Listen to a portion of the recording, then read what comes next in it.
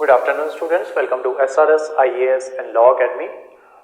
इससे पीछे वाली जो क्लास थी उसमें हमने देख लिया था कि किस तरीके से जब ब्रिटिश इंडिया का कॉन्क्वेस्ट कर रहे होते हैं तो उस टाइम पे इंडिया के हालात जो हैं वो किस तरीके से थे। कुछ इंडिया की कुछ स्टेट्स जो थी वो रिबिलियस हो चुकी थी, कुछ स्टेट्स जो थी वो इंडिपेंडेंट जो थी हमेशा से इंडिपेंडेंट थी, और कुछ स्टेट्स जो थी वो ऑटोनमस स्टेटस जो है वो अचीव कर चुकी थी। ठीक है, तो जैसे ही आपकी औरंगजेब जो है उसकी डेथ होती है तो उसके बाद से ये सारा प्रोसेस जो है वो ना स्टार्ट हो जाता है। ठीक है, और जो इंडिपेंडेंट स्टेट होती है वो कभी भी ये जो आपके मुगल्स जो होते हैं वो उनके अंडर आई नहीं होती।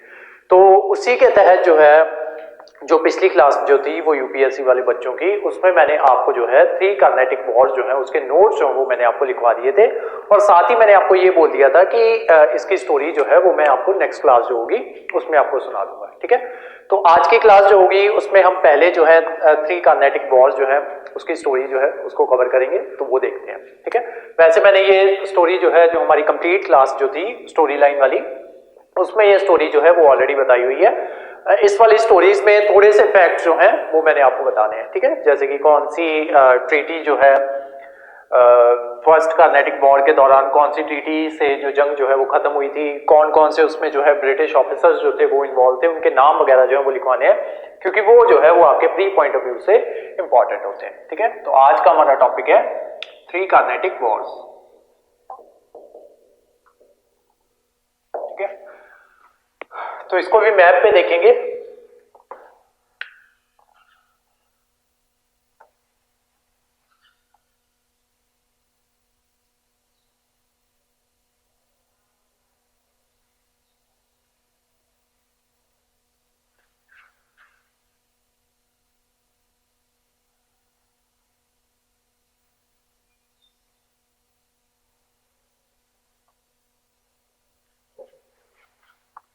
ठीक है, तो ये मैंने आपको करवाया था कि मैसूर वाला एरिया जो है, जो आपका आज का कर्नाटका वाला एरिया है वो आपका मैसूर वाला एरिया है। यहाँ पे जो है ये आपका मैसूर है, और यहाँ पे जो आपका आज का तेलंगाना और जो आपका आंध्रा वाला एरिया जो है वो आपका इसका हैदराबाद जो है, नवाब ऑफ हैदराबाद जो है वो यहाँ पे रूल किया करता था। तो कार्नेटिक वॉर जो होंगी वो किनके बीच में होंगी? आपके जो ब्रिटिश और फ्रेंच जो हैं, ब्रिटिश और फ्रेंच के बीच में जो है कार्नेटिक वॉर जो है वो होंगी। और पहली कार्नेटिक वॉर जो है जो मैंने आपको बताई थी, इनके बीच में लड़ाइयां जो होती हैं बेसिकली क्योंकि ये जो है इनकी लड़ाइयां, ये जो 3 कार्नेटिक वॉर जो है ये चलेंगी, ये बेसिकली यूरोप में लड़ पड़ते हैं, और उसी वजह से जैसे इनकी लड़ाई यूरोप में होती वैसे ये इंडिया में भी ऐसी लड़ पड़ते। ठीक है, तो ये शुरू से जो है एक दूसरे के दुश्मन जो है ये रहे हैं। ठीक है, दुश्मनी का रीजन क्या था? ये दोनों जो देश जो थे वो ज्यादा से ज्यादा एक्सपैंड जो है वो करना चाहते थे, ज्यादा से ज्यादा यूरोप जो है उसको अपने कब्जे में लाना चाहते थे, और जहां जहां पे ये लोग जा रहे थे उतने एरिया को अपने जितना ज्यादा हो सके अपना एरिया जो है ये एक्सपैंड करना चाहते थे। ठीक है, तो इस वजह से इन दोनों के बीच में लड़ाइयां जो है वो रहती है। ठीक है, तो फर्स्ट जो आपकी फर्स्ट कार्नेटिक वॉर जो होती है, फर्स्ट कार्नेटिक वॉर, इसके पीछे होने का रीजन क्या था? फर्स्ट कार्नेटिक वॉर का टाइम पीरियड है 1744 टू 48। ठीक है, तो इसके पीछे होने का रीजन क्या था? यूरोप में एक देश है ऑस्ट्रिया, तो वहां का जो किंग जो है उसकी डेथ हो जाती है। ठीक है, और उसके 2 बेटे होते हैं, एक बेटे को फ्रेंच बोलते हैं कि हम किंग बनवाएंगे, दूसरे को ब्रिटिश बोलते हैं कि हम किंग बनवाएंगे। इसी के बीच में, इसी की वजह से दोनों की लड़ाई हो जाती है, क्योंकि उन्हें यह था ऑस्ट्रिया यूरोप के लिए इंपॉर्टेंट इस वजह से है क्योंकि वो जो है इसको यूरोप और जो आपका एशिया जो है उसको जोड़ता था। ठीक है, अब फ्रेंच को ये था कि अगर हम अपना जो है एक उसको जो है एक प्रिंस को नवाब बना देंगे तो वो हमें जो है क्या कहते हैं, हमारे जो है अधीन आ जाएगा, और हमारा जो है पपेट जो है वो बन के रह जाएगा। उसी वजह से ब्रिटेन वाले कहते हैं कि जो दूसरा जो प्रिंस जो है उसको हम नवाब बनाएंगे, हम किंग जो है वो बनाएंगे ऑस्ट्रिया का। इसी वजह से यहाँ पे यूरोप में इन दोनों के बीच में लड़ाई शुरू हो गई। जैसे यहाँ पे लड़ाई शुरू हुई वैसे ये इंडिया में भी रूल कर रहे थे, तो यहाँ पे भी लड़ाई शुरू हो जाती है। यहाँ पे लड़ाई शुरू होने का रीजन क्या होता है कि ब्रिटेन वाले जो होते हैं वो फ्रेंच का एक शिप जो होता है, फ्रेंच शिप, उसको एक्वायर कर लेते हैं, उसको अपने कब्जे में ले लेते हैं, उसके ऊपर हमला कर देते हैं।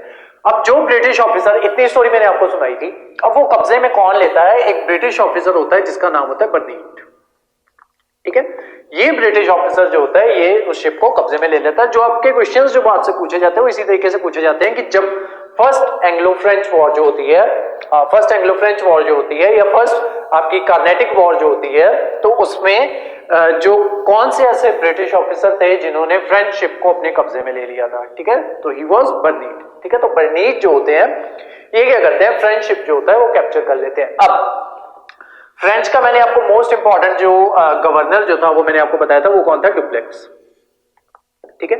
तो डुप्लेक्स क्या करता है? फ्रेंच की एक कंपनी होती है, कौन से एरिया में? पहले ये एरिया की मार्किंग जो है वो कर लेते हैं।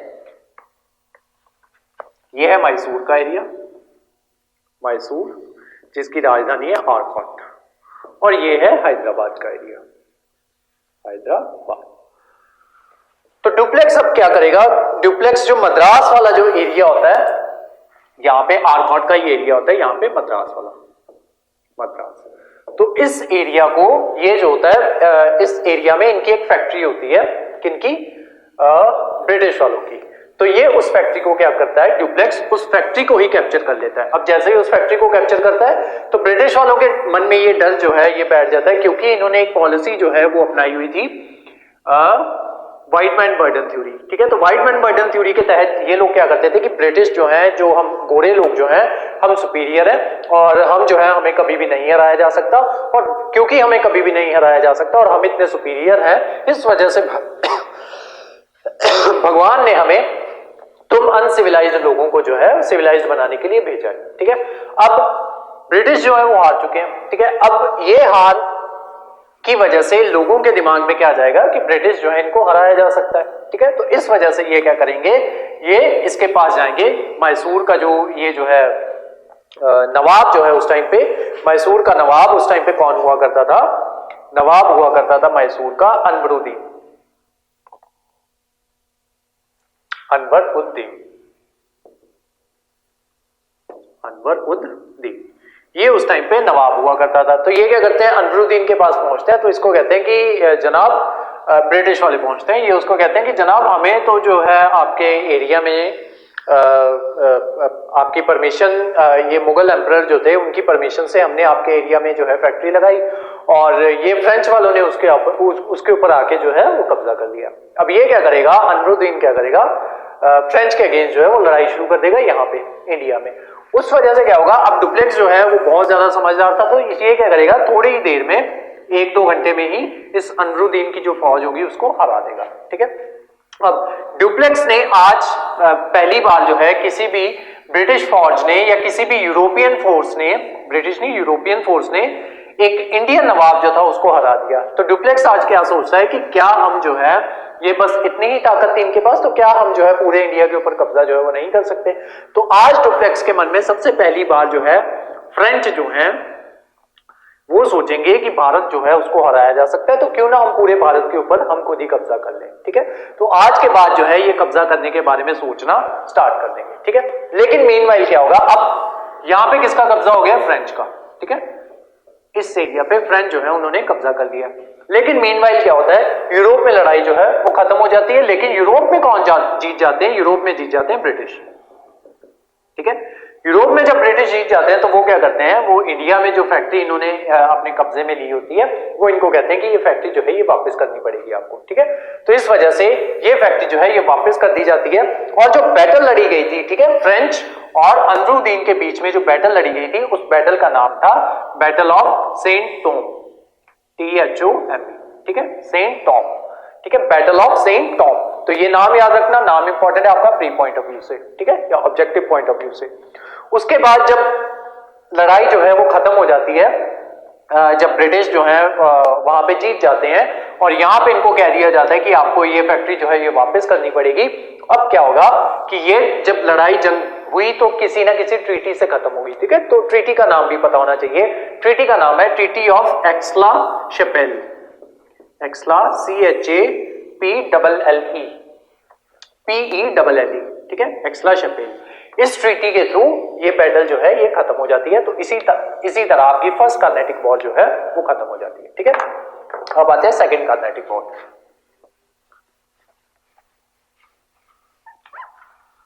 अब ये एरिया जो है वो वापस ब्रिटिश के पास आ गया था।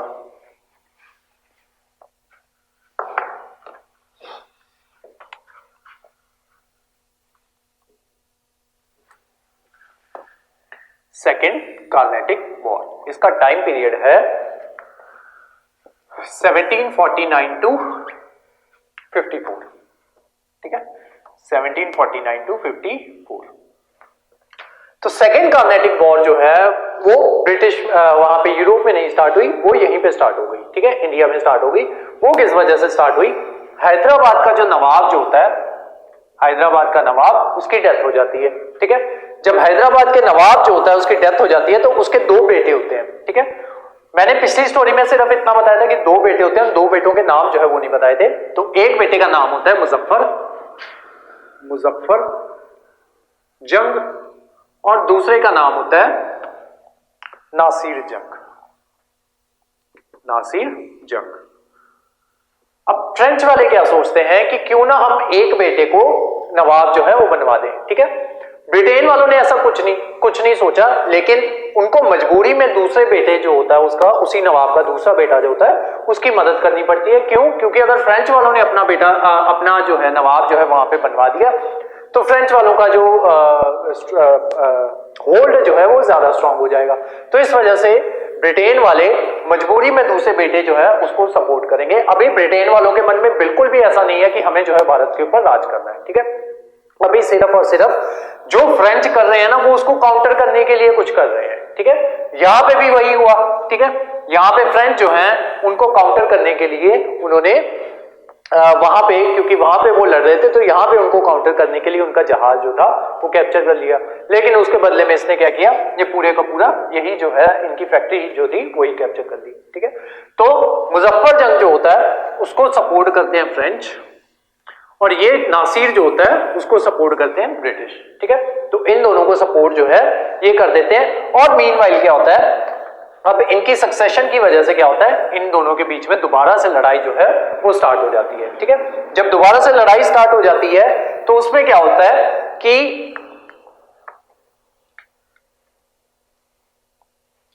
यहां पे भी एक इंसिडेंट हो जाता है। ठीक है, यहां पे फ्रेंच वाले क्या करते हैं, दोबारा हमारी फ्रेंच वाले सोचते हैं कि यहां पे हमारी फ्रेंच के साथ दोबारा से लड़ाई जो है वो हो गई है। तो फ्रेंच वाले क्या सोचते हैं कि यहां पे जो नवाब था पिछला, ठीक है, अनवर उद्दीन, ये ब्रिटिश की मदद के लिए आ जाएगा। ठीक है, तो ये क्या करते हैं, अनवरुद्दीन का एक सन इन लॉ होता है जिसका नाम होता है चंदा साहिब। ये चंदा साहिब को कहते हैं कि देख, तेरा जो सौरा जो है ना वो बुढ़ा हो चुका है। ठीक है, और मरने के बाद तेरे को पता नहीं इसने गद्दी पे बिठाना है कि नहीं बिठाना। ठीक है, तो तू ऐसा कर, तू इसके खिलाफ रिवोल्ट कर दे। ठीक है, इसके खिलाफ रिवोल्ट कर दे, हम तुझे जो है यहाँ का आरकॉट का नवाब जो है या मैसूर का नवाब जो है वो हम तुझे बना देंगे। ठीक है, तो यहां पे क्या होता है, चंदा साहिब क्या करता है, इनके साथ जो है यहां पे रिवोल्ट कर देता है। और अनवरुद्दीन अपने बेटे के साथ, इसके बेटे का नाम होता है मोहम्मद अली। ठीक है, इसको यहां पे फ्रेंच क्या करते हैं, फ्रेंच चंदा साहिब को यहां का नवाब जो है वो बनवा देते हैं। अब दोबारा से ये चीज जो थी ये फ्रेंच के कब्जे में आ गई। ठीक है, तो यहां पे चंदा साहिब को नवाब बनवा दिया। यहां पे अभी भी लड़ाई जो है वो चल रही है। ठीक है, अब ये क्या करेंगे, चंदा साहिब को बोलेंगे कि तू ऐसा कर, तू हमारे साथ मिलके ना हैदराबाद जो है उसके ऊपर अटैक करते हैं। तो ये जो बंदा जो है मुजफ्फर जंग जो है उसे हमें नवाब बनवाना है। ठीक है, तो ये लोग क्या करते हैं, फ्रेंच क्या करते हैं, यहाँ पे अब जीत तो चुके हैं यहाँ पे। ठीक है, तो यहाँ पे छोटी सी टुकड़ी जो है, थोड़े से सैनिक जो है वो यहाँ पे छोड़ जाते हैं और बाकी सारी अपनी फौज लेके चंदा साहिब के साथ ये पहुंच जाते हैं हैदराबाद में। ठीक है, अब हैदराबाद में इनकी बीच में लड़ाई जो है वो चल रही है और ऑलमोस्ट फ्रेंच जो है वो जीतने वाले हैं। ठीक है, इसी दौरान एक हीरो आता है जिसका नाम है रॉबर्ट क्लाइव। ठीक है, इसे बाद में हीरो ऑफ आरकॉट जो है वो कहा जाएगा। तो ये प्लानिंग के साथ आता है, ये कहता है हम ऐसे करते हैं, आज जो है चंदा साहिब भी यहाँ है, फ्रेंच की बहुत सी फोर्सेस जो है वो भी यहाँ पे है, ठीक है। तो हम ऐसे क्या करते हैं, हम अपनी छोटी सी फोर्स लेके ना हम यहाँ पे आर्कॉट जो है उसके ऊपर हमला कर देते हैं, या मैसूर जो है उसके ऊपर हमला कर देते हैं, ठीक है। अब इससे क्या होगा कि यहाँ पे ये जो फ्रेंच की इतनी सारी फोर्स जो है, अब फ्रेंच जो है उन्हें दो काम करने पड़ेंगे, ठीक है। या तो उन्हें यहाँ से अपनी आधी फोर्स जो है वो हटा के यहाँ पे लानी पड़ेगी, उस वजह से क्या होगा, हैदराबाद वाली जो इनकी फोर्स जो होगी वो वीक हो जाएगी, तो हम यहाँ से हैदराबाद के ऊपर अटैक कर देंगे। अगर फ्रेंच जो है वो अपनी आधी फोर्स लेके इधर नहीं आते, चंदा साहिब की इधर जान सूखेगी, ठीक है, कि मेरी टेरिटरी जो है उसके ऊपर कब्जा हो रहा है, तो चंदा साहिब की जान सूखेगी, तो वो जो है इनका अलायंस खुद ब खुद ही तोड़ के आ जाएगा, ठीक है, क्योंकि फ्रेंच जो है वो अपनी आधी फोर्स जो है वो नहीं भेजेंगे, तो इन एनी केस हमारी जो है हम जीत ही रहे हैं, ठीक है। तो वो क्या करते हैं, एक छोटी सी टुकड़ी ब्रिटिश क्या करते हैं, छोटी सी टुकड़ी यहाँ पे भेजते हैं मैसूर में, और वो जो है यहाँ पे सैनिक इतने ज्यादा कम होते हैं कि ये जो है ब्रिटिश ये जीत जाता है, ठीक है। इतनी चीज जो है ब्रिटिश ये जो है मैसूर वाला एरिया ब्रिटिश जो है वो जीत जाता है, ठीक है। अब यहाँ पे क्या हुआ, लेकिन इसी लड़ाई में क्या होता है, इसी लड़ाई में चंदा साहिब जो होते हैं जब वो वापस आ रहे होते हैं, ठीक है, आधी फोर्स जो है ये यहाँ पे भेज देते हैं, ठीक है। जब इनके यहाँ पे अटैक होता है तो ये दोबारा अपनी आधी फोर्स के साथ, आधे फ्रेंच के साथ यहाँ पे आता है वापस, ठीक है। लेकिन इसी दौरान क्या होता है, चंदा साहिब जो होता है उसकी डेथ हो जाती है, और ये जो है ब्रिटिश क्या करते हैं, बाद में मोहम्मद अली को इसका मैसूर का नवाब जो है वो बना देंगे। अब ये एरिया किनका हो जाएगा, ब्रिटिश का, ठीक है। अब यहाँ पे आधी फोर्सेस ब्रिटिश की हैं, आधी फ्रेंच की हैं, ठीक है, उनकी आपस में लड़ाई चल रही है। मीनवाइल क्या होता है, यूरोप से मैसेज आ जाता है, यूरोप से मैसेज आता है कि तुम्हें हमने यहाँ पे क्या करने के लिए भेजा था, ट्रेड करने के लिए, और तुम लोग जो है वो आपस में लड़ते रहते हो, ठीक है। तो लड़ाई जो है तुम अपनी बंद करो, और इनका जो डुप्लेक्स जो होता है उसको कहते हैं कि तू जो है यहाँ पे इंडिया में शांति जो है वो नहीं बनाए रख रहा, तो डुप्लेक्स जो होता है उसको वापस बुला लिया जाता है, ठीक है। तो ये स्टोरी होती है आपकी सारी इसकी। अब डुप्लेक्स वहां से वापस आने से पहले क्या करते हैं, एक नया गवर्नर, जब डुप्लेक्स को वापस बुलाते हैं तो वहां पे एक नया गवर्नर जो था वो भेजा हुआ था, उस नए गवर्नर का नाम क्या था, गॉड्यू, GODEHEU, गॉड्यू जो है उसको भेजा जाता है।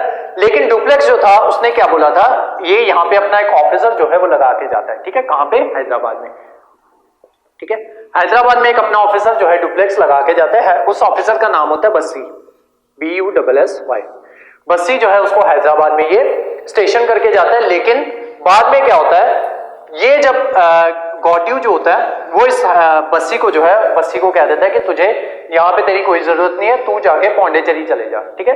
तो यहाँ पे क्या हो गया, यहाँ पे जो इनका फ्रेंच का जो स्ट्रॉन्ग होल्ड जो था वो बना हुआ था वो भी अब खत्म हो जाएगा। क्यों, क्योंकि बस्सी को जो है, जो डुप्लेक्स कह के गया था कि हैदराबाद जो है वो हमारे लिए इंपॉर्टेंट है, तो तू यहाँ पे स्टेशन है, उसको किसने हटा दिया, नया जो गवर्नर आया गॉड्यू, उसने हटा के पहुंचा दिया पौंडीचेरी। अब धीरे धीरे हैदराबाद भी जो है वो भी इनके कब्जे से चला जाएगा, ठीक है।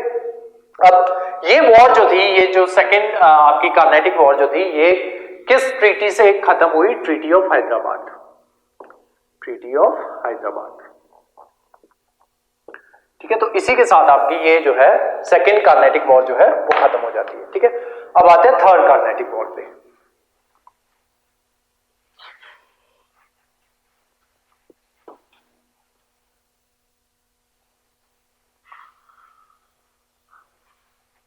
अब मैसूर किनका हो चुका है, मैसूर हो चुका है ब्रिटिश वालों का।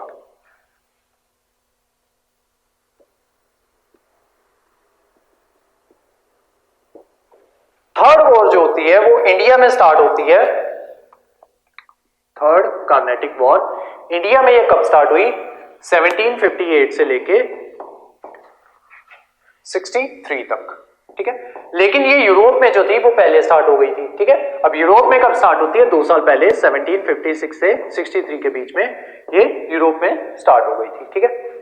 अब इसमें जो था दोबारा से आपके ये दोनों जो थे, ब्रिटिश और फ्रेंच जो थे, वो ऑपोजिट पोजीशन जो थी वहां पे आगे। उस वजह से क्या होगा, थर्ड कार्नेटिक वॉर से क्या होगा कि इंडिया में भी इंडिया में दोबारा से असर हो जाएंगे, इंडिया वालों को दोबारा, इंडिया में जो फ्रेंच और जो आपके ब्रिटिश बैठे हैं उनको दोबारा से लगने लगेगा कि यहाँ पे भी वॉर जो है ये हो सकती है, ठीक है। तो उस वजह से क्या होगा कि ये लोग जो है अपने अपनी यहाँ पे जो अपनी फैक्ट्रीज जो है वहां पे हथियार इकट्ठे करना स्टार्ट कर देंगे और उस वजह से आपकी बैटल ऑफ पलासी जो है वो होगी। वो अगले एपिसोड जो होगा उसमें मैं आपको बताऊंगा, ठीक है। लेकिन यहाँ पे क्या होता है, इसमें इवेंट्स में क्या क्या होता है, जो रॉबर्ट क्लाइव जो होता है, पिछले हीरो ऑफ आर्कॉट जो होता है, वो क्या करता है, वो चंद्रनगौर जो होता है उसको कैप्चर कर लेता है और जो फ्रेंच अथॉरिटीज होती हैं वो दोबारा से एक नया गवर्नर जो है वो भेज देती हैं, ठीक है। पहले किसको भेजा था, गॉड्यू को, और उसके बाद जो है काउंट डे लैली जो है, काउंट डे लैली इसको जो है वो भेज देते हैं, ठीक है। अब आपसे क्वेश्चन किस तरीके से पूछे जाएंगे, क्वेश्चन ये पूछा जाएगा कि थर्ड कार्नेटिक वॉर में जो आपका फ्रेंच गवर्नर था उसका नाम बताओ, तो वो था काउंट डे लैली, ठीक है। ब्रिटिश की तरफ से कौन था, रॉबर्ट क्लाइव। सेकंड में कौन था, सेकंड में भी रॉबर्ट क्लाइव, ठीक है। तो ये जो है ऑफिसर्स कौन कौन से जो इंपॉर्टेंट है, फर्स्ट में कौन था आपका इंपॉर्टेंट, बर्नीट, ठीक है। तो ये जो ऑफिसर्स जो है फ्रेंच और इनके नाम जो है वो आपको पता होने चाहिए। दूसरे इनकी ट्रीटीज जो है वो कौन कौन सी हुई है प्री पॉइंट ऑफ व्यू से, वो चीजें जो है वो आपको पता होनी चाहिए। अब ब्रिटिश में कौन आया, ब्रिटिश ने अपना एक और ऑफिसर भेजा था जिसका नाम था पॉकॉक, POCOCK, ठीक है। तो थर्ड जो आपकी वॉर जो थी इसमें कौन कौन आता है आपका, फ्रेंच की तरफ से काउंट डे लैली और ब्रिटिश की तरफ से पॉकॉक और रॉबर्ट क्लाइव, ठीक है। और ये बैटल जो है ये खत्म किस वजह से होती है, ब्रिटिश ऑफिसर एक और होता है, एक आता है पॉकॉक और दूसरा ब्रिटिश एक नेवी ऑफिसर आता है, उसका नाम होता है आयरकूट, आयर COCOOTE, ठीक है, आयरकूट। तो ये लोग क्या करते हैं, ये जंग लड़ते हैं जिसका नाम है battle of Wendy wash, battle of Wendy wash. तो इंडिया में बैटल ऑफ वेंडी वॉश जो है ये लड़ी जाती है, ये कहां पे लड़ी जाएगी, तमिलनाडु में, तमिलनाडु, ठीक है, इस वाले एरिया में, यहां पे, ठीक है। तो यहीं के आसपास ही चंद्रनगौर है। उसमें क्या होगा कि जो रॉबर्ट क्लाइव जो होगा वो चंद्रनगौर जो होगा वो कैप्चर कर लेगा, ठीक है। ये मैसूर का ही एरिया जो है, यहीं पे मैसूर का एरिया जो है उसी के अंदर जो है आपका चंद्रनगौर जो है वो आता है और उसी को जो है अब ब्रिटिश वालों ने क्या किया, फ्रेंच वालों के ऊपर अटैक कर दिया पहले, ठीक है। तो ब्रिटिश वालों ने चंद्रनगौर जो है उसको कैप्चर किया, कैप्चर किसने किया, रॉबर्ट क्लाइव ने, ठीक है। रॉबर्ट क्लाइव ने चंद्रनगौर जो है उसको कैप्चर किया और इंडिया ब्रिटिश और फ्रेंच के बीच में इंडिया में लड़ाई जो थी वो स्टार्ट हो गई, ठीक है। अब जब चंद्रनगौर को कैप्चर किया तो उसके बाद ब्रिटिश फोर्सेस जो थी उन्होंने किस किस को भेजा, ब्रिटिश ने भेजा पॉकॉक को, ठीक है। और ये जो है आयरकूट जो था ये फ्रेंच ऑफिसर था, ठीक है। तो इसको फ्रेंच ने भेजा था, ये ब्रिटिश का था। ये मैं पिछली बार गलती से इसको ब्रिटिश का बता गया था, आयरकूट जो था ये फ्रेंच का है और ये ब्रिटिश ऑफिसर है। तो इन दोनों के बीच में लड़ाई होगी, लड़ाई का नाम है बैटल ऑफ वेंडी वॉश, ठीक है। और ये लड़ाई होती है 1760 में, ठीक है। 1760 में बैटल ऑफ वेंडी वॉश जो है ये होती है जिसमें फाइनली फ्रेंच जो है वो जंग हार जाते हैं। अब फ्रेंच के जंग हारने का रीजन क्या था, वो रीजन ये था कि यहाँ पे एक इंसिडेंट हुआ था जिसको कहा जाता है बैटल ऑफ प्लासी, ठीक है। तो वही जो है वो हमने अपने नेक्स्ट एपिसोड जो है उसमें करना है, ठीक है।